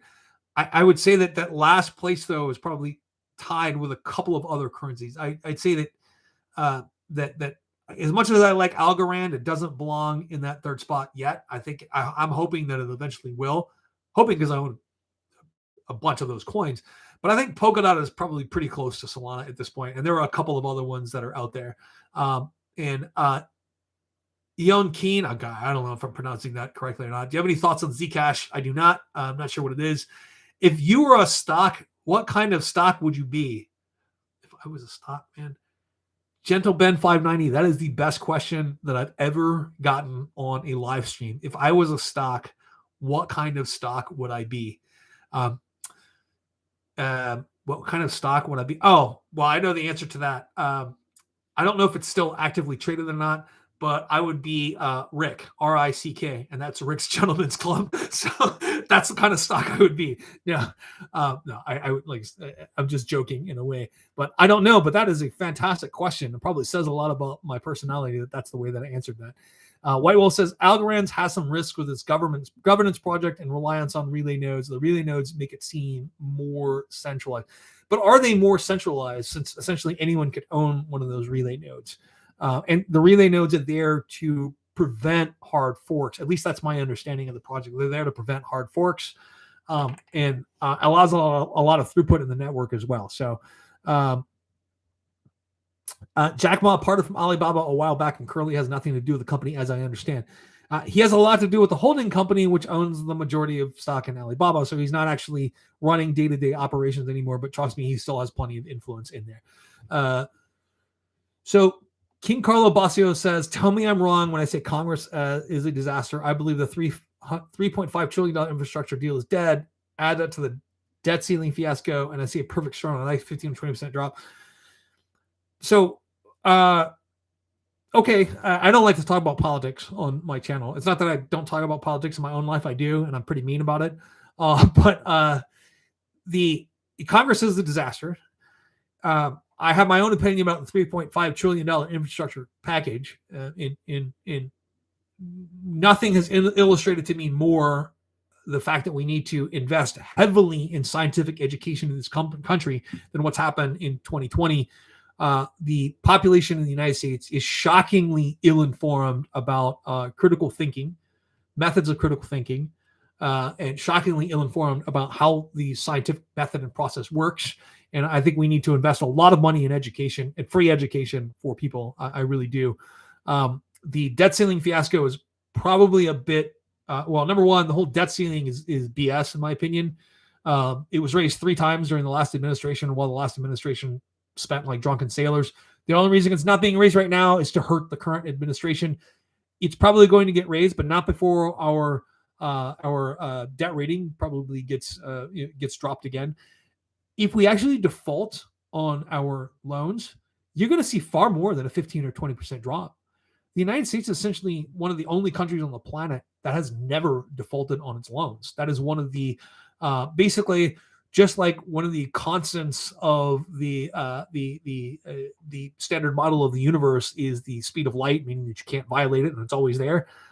That's one of the constants of the financial world, is that the United States always pays its debts. Now, we may pay you back in deflated dollars, but it's always a constant. We pay our debts. If we don't, that is far more than a simple 15 or 20% drop. That is going to be an absolute hurricane. And it's going to hurt a lot of people. For me, I think it's going to provide me a lot of opportunity to invest. For a lot of people, they're going to get really, really hurt. So, it's far. I don't want to get into politics, but I'm saying don't mess around with how we pay our debts. Don't mess around with that. So, if you want to have the whole conversation about how we should be spending less money, hey, let's have that conversation. But don't say to the rest of the world, we're not going to pay you what we owe you, especially when the majority of that is actually owned to our own United States citizens. So Michael Will says BYD is its own ETF, as is Tesla. Actually, BYD has more of its own ETF than Tesla because they actually have all of the pieces for vertical integration in place already. Like every single one of them, they're already there. So yeah. Dave Davis says Dutch Brothers Coffee is awesome. The business and ownership is great. But conversations with them on buying is going to expand and outrun Starbucks share price, in my opinion. Dutch Brothers Coffee. Is Dutch Brothers Coffee, do they just sell coffee, or is it like a retail operation like Starbucks is? That's what I'd be curious about. If they're a retail operation like Starbucks and they're trying to compete with Starbucks, I would have a hard time believing that they're going to be able to. Starbucks does a lot of things right. Just a lot of things right as a business. I personally don't think their coffee is that great, but I think they do a lot of people right. So I heard of a lot of people going back and forth about getting off the dollar, being backed by gold and going to fiat. Do you think it was is absolutely beneficial? And it's actually far less complicated than you think. So before we had fiat currency being the normal thing here in the Western world, economic depressions lasted for a generation because there was no way to create liquidity. You can only create liquidity by going out and getting more gold. So you could find gold, maybe, but it's hard to find, or you could start a war and go take it from someone else, right? Fiat currency gave us the way to create liquidity. Actually, the ability to create liquidity was created a couple of times in the past, most notably in the Middle Ages I want to say it was somewhere in the Holy Roman Empire, where some local prince figured out that he could stimulate his economy by creating, and I don't know where I heard this story, but it was some local principality also that figured out that you could stimulate the economy, which was basically dead at the point, by creating a temporary currency that would lose its value over time, meaning you had to go out and spend it, right? And that worked for a while until they got so wealthy that the other principalities got jealous and attacked them. And I don't remember which principality that was, but that's one of those stories that you hear in economics class, is that the ability to create liquidity and stimulate an economy artificially was figured out a long time ago, but countries and governments went back to that gold standard. So, like, look at the Panic of 1873. The Panic of 1873 was basically a run on banks, and it destroyed liquidity because everyone took their money out of banks, and there was no way to put money into banks in that time period. We had no Federal Reserve or anything like that, no way to create liquidity with a click of a button. And that liquidity crisis essentially lasted for something like 20 years. And so we have not had a depression like this. Even if you look at the Great Depression, you're looking at 1933 to 1939, and that's kind of when the Great Depression ended, is when we started producing material like war materials for European countries going to war. That's kind of when that ended, and the United States got back to work. But even then, like, that's when the Federal Reserve pretty much made the worst mistakes they could have made. When the economy got in trouble and it started slowing down, they actually contracted the money supply and made it harder to borrow money and decrease liquidity in the economy, which is the exact wrong thing to do. So every single economic crisis we've had since then, the Federal Reserve has learned from what we did in the past. Like, Ben Bernanke wrote part of his college thesis, or I think it was his doctoral thesis, was actually on the response that the Federal Reserve had to the initial crisis, with the crashing of the stock market and the liquidity crisis and how they exacerbated it. And his response to the 2008 crash was based on exactly what happened in the Great Depression. So I think the Federal Reserve and the fact that we're not backed by gold, like, we're learning every single crisis how to do it better. What we had happen in 2020 could easily have been worse than what happened in 2008. Easily what happened. And the response to creating massive liquidity was the right response at the time. The problem is right now is I think that we may be we may need to, like I said, the Federal Reserve wants to start tapering activities. I think that should happen relatively soon. So So no, I don't think we should ever go back to a gold standard. That's an idea that I think we're just past at this point. Yeah. So let's see. The thoughts on the U.S. moving to a Switzerland model of education. So I went to school for a little bit in Belgium and in France, so I'm familiar with education there. I'm not really familiar with Switzerland's model of education. I'm familiar with Germany's model, the Israeli model, and the Finnish model. I actually really like the German model of education, where people are identified early as far as which path they want to go into, whether or not they should be being prepared for a college education or I should be being prepared for trade school or something like that. I think that's a useful way of doing that. But I'll be honest with you, I may not have been identified early as someone who was on that college pathway, right? I ended up paying for all of my own college myself, went later in life, graduated later in life, and did things a little bit differently. And that's the freedom that our American system allows you to have. But it also allows people to be incredibly undereducated and walk around thinking that they're really highly educated and intelligent. So I think a large part of our education system needs to be going back to critical thinking and telling people when they're just logically incorrect and factually incorrect. I think that we need to go back to teaching people critical thinking and doing it at an earlier stage, because it's too late once you get to college to teach people how to think scientifically. For a lot of people, their brain patterns are kind of already set. Like I went back to university and finished my last degree when I was like 33. So I had the opportunity to observe 18-year-olds who were absolutely rigid in the way that they thought, who were never going to evolve and change over their lifetimes. And I thought that was one of the most fascinating things about going back to university as an older person, is to see 18-year-olds who are already old mentally. They were never going to change. Their minds had been basically damaged by, and I don't know where many of these people went to school, but their minds have basically been damaged by where they went to school to begin with, or the type of education they got at home. And these are people that wanted to be biologists or wanted to be geneticists or wanted to be archaeologists, whatever. And they couldn't wrap their brains around scientific method, and your conclusions have to go where the data leads you. So the idea, like when I look at what I see in my Facebook feed right now and all these people so-called doing their research, they're not doing research. They're out there conclusion shopping, right? Like they formed an opinion on a scientific subject before they've ever read anything about it, but they're only going to read something that confirms their opinion, right? I think that we need to redo our education system to concentrate on critical thinking. I think there's a lot of really intelligent people who aren't useful to society because they aren't trained in the way to think. So, yeah. So Ozai says, I've heard or no, White Wolf says, Dave Davis, I think Dutch Bros would do tremendously well as well. I want to know more about Dutch Brothers company. So it used to be that the tobacco companies were like, can't lose, right? You can't lose with tobacco. You're always going to make money. And it was really unexpected that we'd see this giant decline in tobacco usage in the United States. And now that business is mostly offshore, and even offshore now in most Western countries, you're seeing a decline in tobacco use. I don't actually see that decline ever happening with coffee. And it's almost just as good of a way of getting people addicted to your product. I drink like half a gallon of coffee a day. I'm not exaggerating. I literally drink like a half a gallon of coffee a day. So no, I'm going to investigate that. Yeah. And White Wolf says Dutch Bros has been putting Starbucks stores out of business for a few years. 3/4 of college students access to both prefer Dutch Bros. Try 1 hour long drive-through lines. Okay, this is something I didn't know anything about. So, Starbucks kiosks are mini size on gas station corners and busy points. Yet their customer base is going to be selling the cars are common. Private. Okay, most kiosks are privately owned franchises.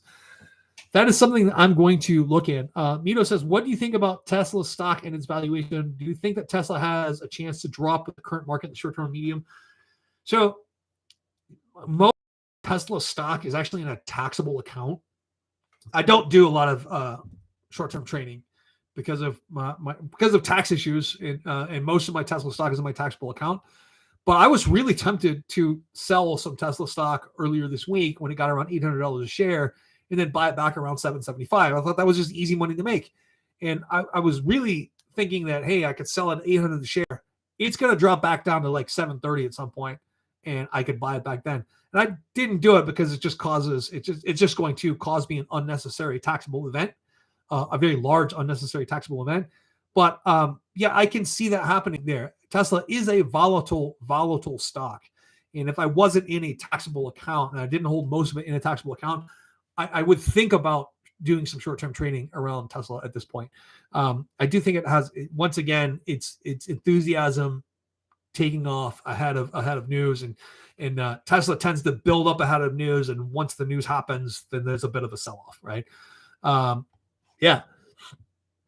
And the White Wolf says, since Dutch Bros went public, you can no longer franchise. Believe me, I would have. All right, man, you guys got me interested in Dutch Brothers.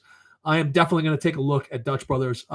White Wolf, I don't know how long you've been a subscriber, or if you have been a subscriber, or if you are a subscriber, but if you have not already subscribed, please do so. I think I recognize almost everyone else on the live stream here. All right, you guys have any other questions? It is 3:38 my time, and I'm starting to get hungry. Let me know. Okay. All right. Looks like things have slowed down a little bit. Never got a ton of people on this live stream, but I'm going to start making Wednesdays a more regular. White Wolf substance before 1,000K. Hey, I did not know that.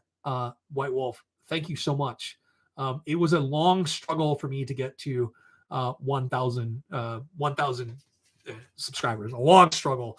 Yeah, so thank you so much for being one of my earliest subscribers. And Eliza says, thank you for the info about how fiat helped the economy. Very insightful. I never knew. How do you feel about stock strategy instead of buying the gold, buy the shovels that get the gold? Still, that's still a very volatile way of going about being invested in gold. It's extremely volatile. So USAA's gold fund, a long time ago, I think between 2001 and 2011, that was the top performing mutual fund in that time period. And I think it literally averaged something. It's a small cap gold miner fund. And I think it averaged like 43% annual return over a 5-year period. And that was just utterly ridiculous. And everybody and their mother wanted to buy that fund when I started, at that time.